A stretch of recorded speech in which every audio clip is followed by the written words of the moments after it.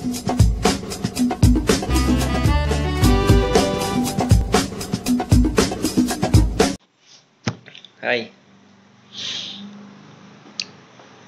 Ginawa ko itong upload na ito this time to defend yung Robert's formula for those na ayaw tanggapin kung bakit ginagamit as drinking ingredient to help sa mga alaga natin. Now, ibibigay ko ngayon yung what is behind the Sonrox Blitz. Sonrox Blitz is sodium hypochlorite, strong oxidizer in the presence of oxidizing agents. It oxidizes the cell membrane of microorganisms. Microorganisms na sinasabi natin doon is bacteria, virus, and parasites, which results in a loss of the structure and leads to cellitis or mabubuwag yung cells ng mga organisms na ito, and will result to the death of these organisms such as bacteria, viruses, and parasites. This is very effective in killing bacteria, virus, and parasites. Now, what is behind these Sonrox or bleaching agents? The bleaching agents is a chlorine. 15% is usually found in the body of negative ions called chloride. This is the electrolytes and is important for maintaining a normal balance in the body. Chlorine is produced from an ordinary salt, table salt, yung ginagamit nating asin, in which kasama yan sa kinakain natin daily. Now ngayon, bakit tayo matatakot ng sinasabi nating bleaching agent such as Sonrox? This is a very abundant supply of minerals, essential minerals from the earth na kasama sa intake ng pagkain ng tao. And kasama na rin yung hayop. Chlorine production, the chlorine production process is extraordinarily efficient. Hydrogen, a byproduct of the production process. Now ngayon, chloride or chlorine is one of the most important electrolytes in the body. Nakakatulong ito sa dami ng fluid inside and outside of your cells in balance. It helps maintain proper blood volume, blood pressure, and pH level of your body, called chloride. Now ngayon, ano ba magiging benefits pag ginamit ito natin ang chloride? Pero sabihin ko na lang kaya ang Sonrox kasi hindi yata sila nakakaintindi. Ano ang benefits ng Sonrox? Water chlorine chemistry helps keep drinking water in swimming pools safe. It is also used as household disinfectants. Feeds, when placed in feeds, nakakatulong siya sa pag-mineralize ng mga pagkain ng tao at ng hayop. It is also used in healthcare. Bakit? Paano? Maghuhugas ka ng Sonrox 2 years ago or or just before the pandemic, nagbigay na ako ng ng mga comments or suggestions on how to disinfect kasi nagkaubusan tayo ng rubbing alcohol. It could kill virus, bacteria, and parasites as well. So, nakakatulong ito. It is also used in energy and environment. Energy. Since chlorine is also an electrolyte, nakakatulong siya. Pag ginamit natin siya as disinfectant, pinapatay niya yung bacteria that causes the odor, ang amoy. Thereby, nawawala yung amoy or yung gas as an effect of bacterial contamination. Energy and environment. Yes. Nakakatulong sa energy, nakakatulong sa environment. Advanced technology uses chlorine, uses sunrox para makakatulong. Even in building constructions, it is also being used.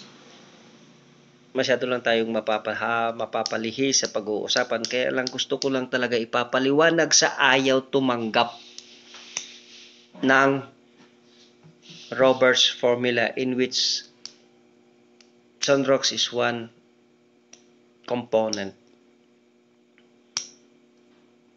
It is also used,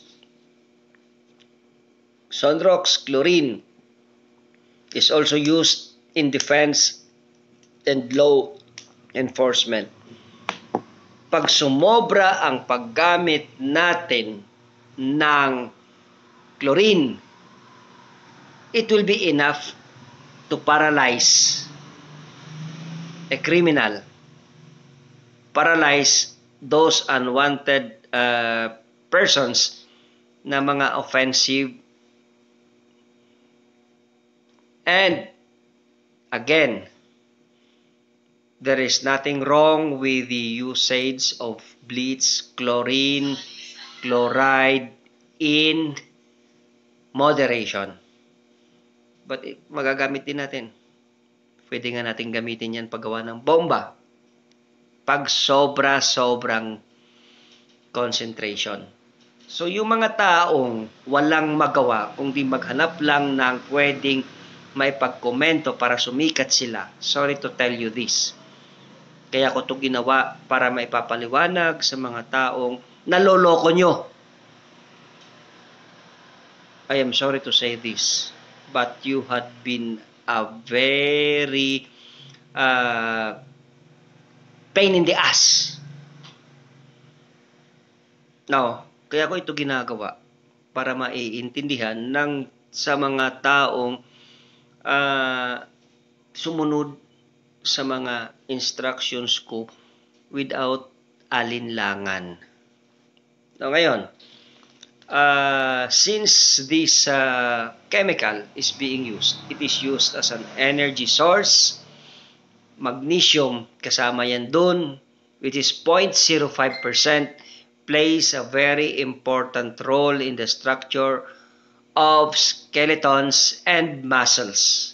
It is also necessary in more than 300 essential metabolic reactions.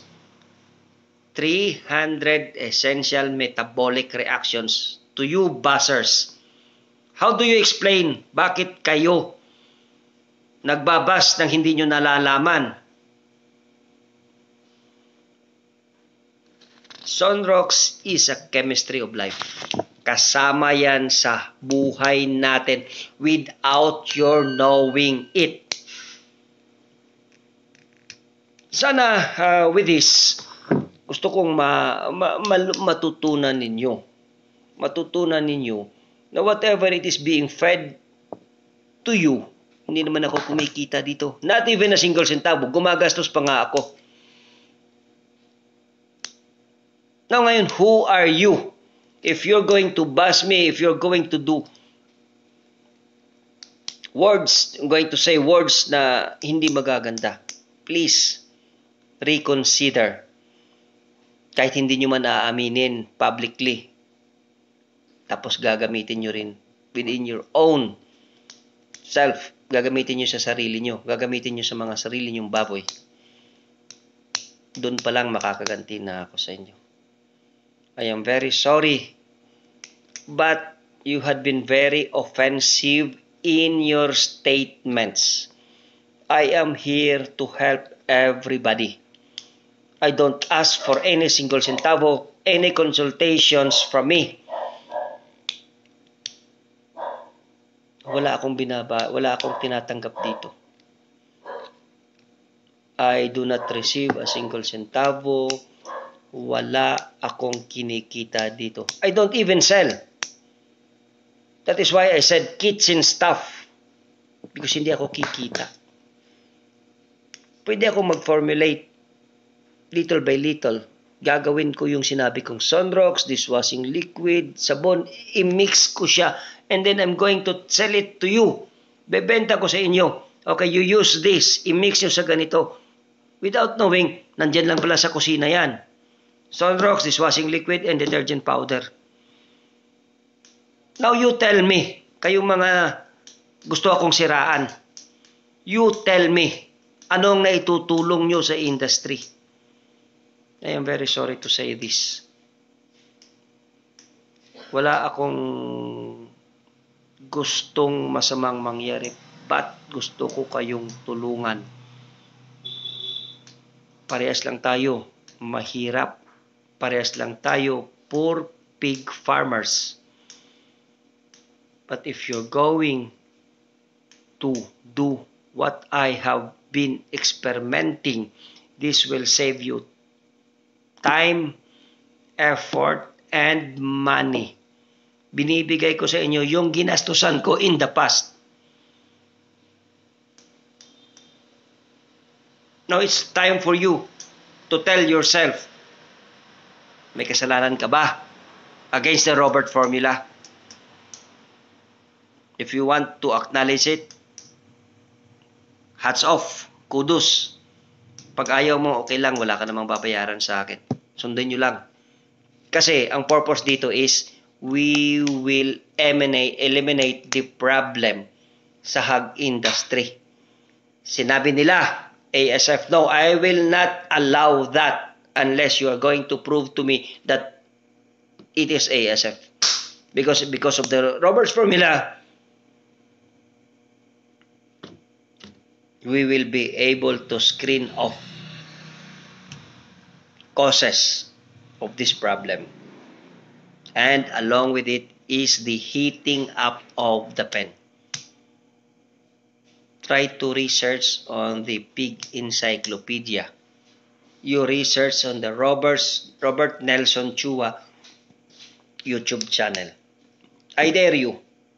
Then you tell me. Kung hindi nyo matanggap sa sarili nyo na inaamin nyo yung diferensya, you just do it. Makakatulong kayo sa community. Pag nagawa nyo yan, walang contamination within the community. So, nakakatulong kayo. Hindi nyo na kailangan na magyuko or umamin ng pagkakamali nyo. Ang gusto ko lang mangyari is, you just do what I am instructing everybody. Sundin nyo. Dahil pag nahawa yung pen nyo, hawa-hawa ang buong community. Kung anong tinuturo ko sa inyo, ituro nyo para walang contamination, hindi lalawak ang problema. So siguro, pasensya na kayo, medyo nadalala ako ng feeling ko, but I still have to upload this recording. This is the engineer expressing what I wanted to tell everybody. Hindi ko kayo isusuko. I will help all of you within the knowledge, within the scientific knowledge, within my units in chemistry, within the units in my physics. Tutulungan ko kayo. I may not be as detailed doon sa sciences of veterinary medicine. Hindi ko kayo pagkukwentuhan kung ano man ang mga technical terms because I know I am talking to poor pig farmers. Masama man sabihin poor. Okay, pig farmers. Mas magkakaintindihan kami kaysa sabihin ko sa inyo scientific names. These pig farmers, alam ba nila si Salmonella? Alam ba nila si E. coli? Alam ba nila kung ano pang mga sakit nito? But we are going to block all the causes of the diseases or all the causes of the problem in our industry in a layman's term. So once again, I am sorry. Nadadala lang ako ng emotion ko but sayang itong record ko. Kailangan ko i-upload. Kailangan ko ipadala sa inyo.